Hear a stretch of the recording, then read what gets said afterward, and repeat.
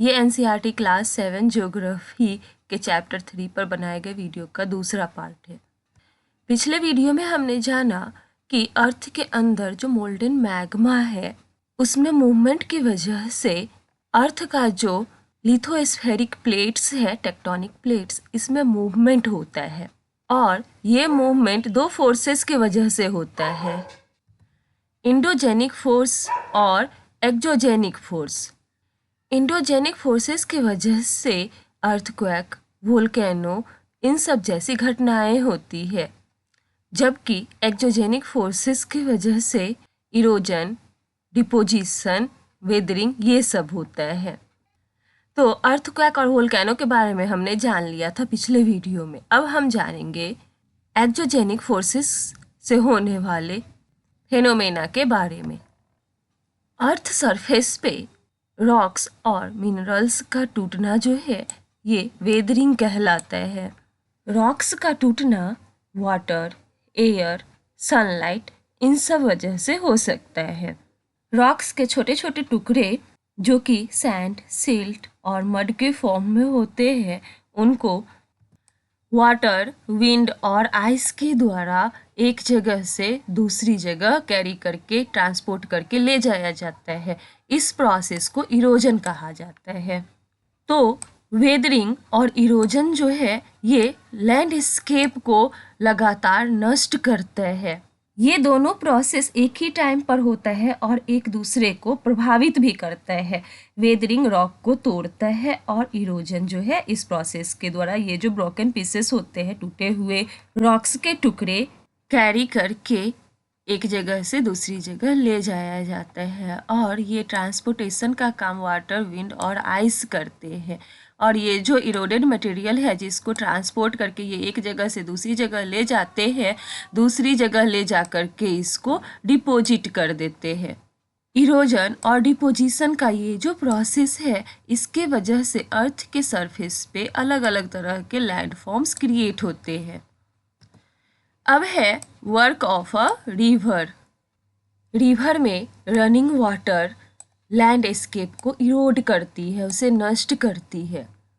जब water flow होती है तो ये सेडिमेंट को पिक करती है और अपने फोर्सेस को यूज करके रॉक और सॉइल पार्टिकल्स जो होते हैं उसको तोड़ती है। इस टूटे हुए मटेरियल को वाटर का जो करंट होता है उसे अपने साथ बहाकर ले जाती है। रनिंग वाटर के द्वारा अर्थ सरफेस पे वी शेप्ड वैली, मिएंडर और वाटरफॉल्स जैसे फीचर्स क्रिएट होते हैं।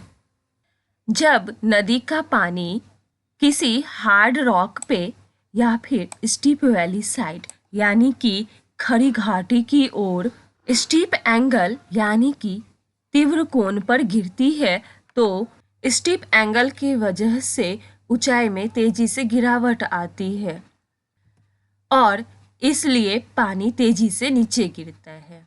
इससे वाटरफॉल का निर्माण होता है। वाटरफॉल की वजह से हार्डर रॉक की तुलना में जो सॉफ्टर रॉक होते हैं वो तेजी से इरोड होते हैं, उनका कटाव तेजी से होता है। और ये जो सॉफ्टर रॉक है इनके नष्ट होने पर हार्ड रॉक जो है इसके नीचे कोई भी सपोर्ट नहीं बचता है, जिसके कारण ये रॉक भी कोलैप्स हो जाता है और इस तरह से प्लंज पूल क्रिएट होता है। ये झरने के तल पे होता है नीचे। वर्ल्ड का हाईएस्ट वाटरफॉल साउथ अमेरिका में वेनेजुएला का एंजल फॉल है। दूसरे वाटरफॉल्स जैसे कि नियाग्रा फॉल जो है ये कनाडा और यूएसए के बॉर्डर पर लोकेटेड है और विक्टोरिया फॉल अफ्रीका में जाम्बिया और जिम्बाब्वे के बॉर्डर पर स्थित है। जैसे ही रिवर प्लेन में एंटर करती है ये मुड़ती है और इससे लार्ज बेंड्स का फॉर्मेशन होता है जिसे मिएंडर कहा जाता है। यहाँ पर मिएंडर दिया गया है, ये सर्पिले आकार का होता है और इसके किनारे पर इरोजन और डिपोजिशन होता है। जो आउटर साइड होता है वहाँ इरोजन होता है और इनर साइड जो होता है वहाँ पर डिपोजिशन होता है। और मिएंडर का जो लूप होता है उसके एंड्स धीरे धीरे क्लोज आते जाते हैं और समय के साथ मिएंडर का जो लूप होता है वो नदी से अलग हो जाता है और एक कट ऑफ लेक का फॉर्मेशन करता है जिसे ऑक्सबो लेक कहा जाता है। यहाँ पर एक ऑक्सबो लेक का फॉर्मेशन हुआ है।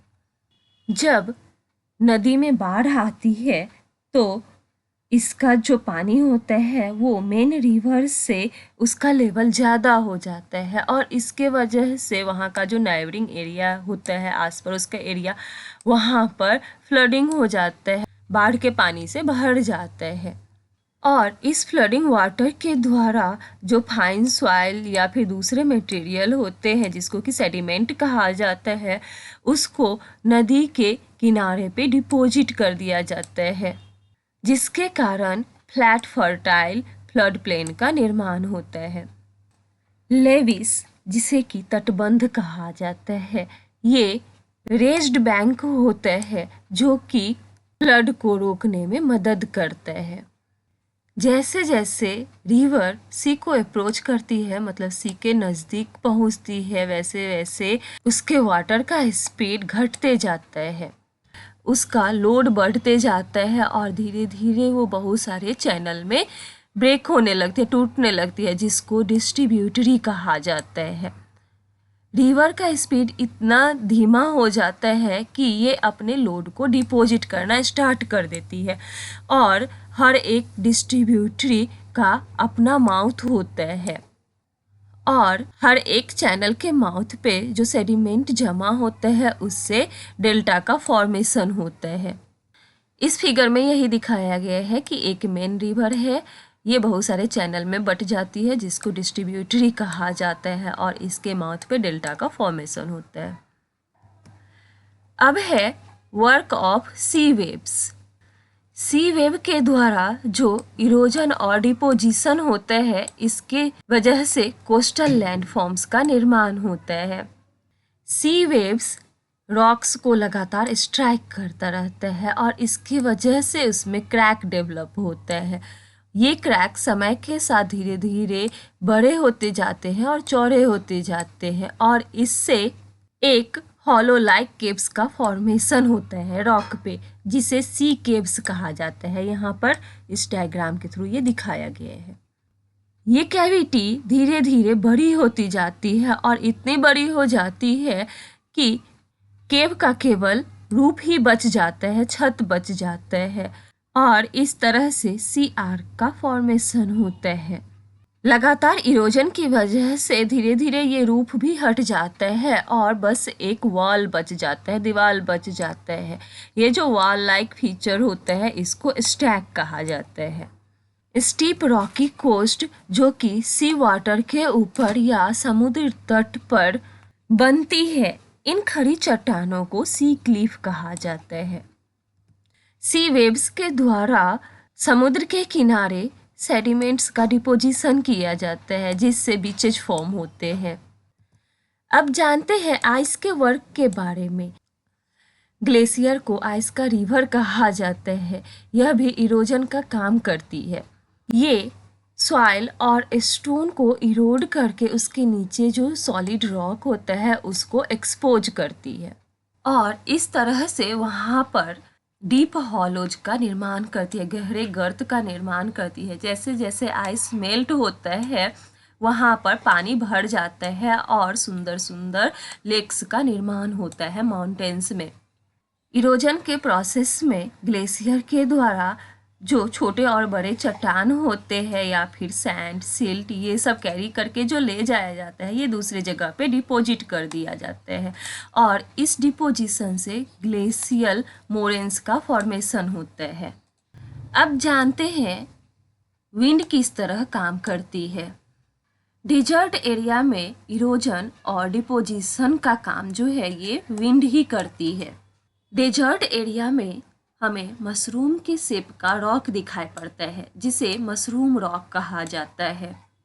विंड्स रॉक के अपर पार्ट के कंपैरिजन में जो उसका लोअर सेक्शन होता है, निचली सतह, उसको ज़्यादा काटता है और इसके वजह से रॉक का जो निचला बेस होता है वो पतला हो जाता है और ऊपर का जो सतह होता है वो चौड़ा हो जाता है। जब हवा चलती है तो सैंड को एक जगह से उठाती है और दूसरी जगह तक ट्रांसपोर्ट करके ले जाती है, और जब इसका चलना बंद होता है तो ये सैंड दूसरी जगह पे जाकर गिर जाते हैं और इससे छोटा सा हिल जैसा स्ट्रक्चर फॉर्म होता है जिसे सैंड ड्यून कहा जाता है। इस पिक्चर में सैंड ड्यून को दिखाया गया है। जब सैंड के पार्टिकल्स बहुत ही छोटे छोटे और हल्के होते हैं तो हवा इसे दूर तक उड़ाकर ले जाती है, और जब इस तरह के सैंड को एक बड़े से एरिया में डिपॉजिट कर दिया जाता है तो इससे लुइस का फॉर्मेशन होता है। लुइस के large deposits China, north America का जो ग्रेट प्लेन्स है वहाँ पर, उसका सेंट्रल यूरोप, रसिया और कजाकिस्तान के कुछ हिस्सों में ये पाए जाते हैं।